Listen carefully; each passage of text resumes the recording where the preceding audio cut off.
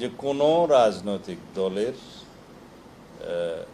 নিষেধ করা, কোনো রাজনৈতিক দলের কর্মকাণ্ড বা কোনো রাজনৈতিক দলকে নিষিদ্ধ ঘোষণা করা নির্বাহী আদেশে, সেটা আমরা সমর্থন করি না। আমরা আমাদের বক্তব্য দিয়েছি অনেক আগে যে বিচারিক প্রক্রিয়ার মধ্য দিয়ে কোনো রাজনৈতিক দলকে রাজনৈতিক দল হিসাবে নিষিদ্ধ করার যে বিষয়টি সেটা নির্ধারিত হোক, লেট দি কোর্ট ডিসাইড।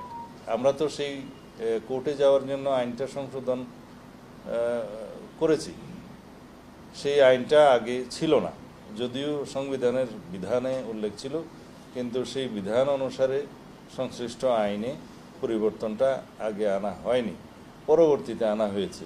এখন যে কোনো রাজনৈতিক দলের বিরুদ্ধে গণহত্যা, মানবতা বিরোধী অপরাধের বিচার অথবা আরও যেগুলো অপরাধের কথা এখানে বলা আছে, যুদ্ধ অপরাধ সহ, এগুলো সংগঠন হিসাবে যে কোনো রাজনৈতিক দলের বিরুদ্ধে অভিযোগ আনায়ন করা যেতে পারে।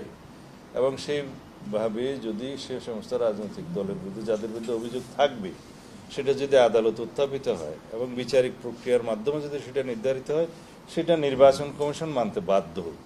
এছাড়া অন্য যে কোনো প্রক্রিয়ায় নির্বাহী আদেশের মধ্য দিয়ে যদি আমরা রাজনৈতিক দলের নিষিদ্ধ চাই, তাহলে সেটা হবে একটা ভয়ঙ্কর চর্চা।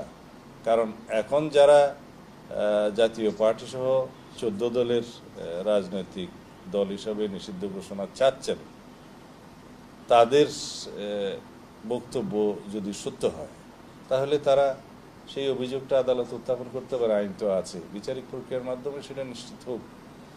আমি আপনাদের উদ্দেশ্যে বলতে চাই, আওয়ামী লীগের নেতৃত্বে 2024 সালের 7ই জানুয়ারি যে আমি ডামি ভুয়া নির্বাচন হলো, তাতে 28টি রেজিস্টার্ড রাজনৈতিক দল সম্ভবত অংশগ্রহণ করেছে। সংখ্যাটা এদিক ওদিক হতে পারে, আমি যতটুকু জানি তা বললাম। তাহলে নিষিদ্ধ যদি চাইতেই হয়, স্বৈরাচারের দোষর হিসেবে, ফেসিবাদের দোষর হিসেবে 28টা দলের রাজনৈতিক কর্মকাণ্ড বা দলকে নিষিদ্ধ চাইতে হবে। তাইলে নির্বাচনটা কাদেরকে নিয়ে হবে? এই দেশে যারা রাজনৈতিক দলসমূহের নিষিদ্ধ ঘোষণা করতে চাচ্ছে এখন এই দাবির মধ্য দিয়ে, তাহলে তারা যদি পরে বলে যে আমরাও নির্বাচন করবো না, তাহলে কি এই দেশের নির্বাচন হবে? উদ্দেশ্য ভিন্ন হতে পারে তাদের এই দাবির পিছনে, যে নিজেদের অতিরিক্ত সুবিধা সৃষ্টির জন্য হয়তোবা তারা আরও অনেক রাজনৈতিক দলের নিষিদ্ধ কামনা করতে পারে। হ্যাঁ, আওয়ামী লীগের বিষয়টা এখানে সম্পূর্ণ আলাদা।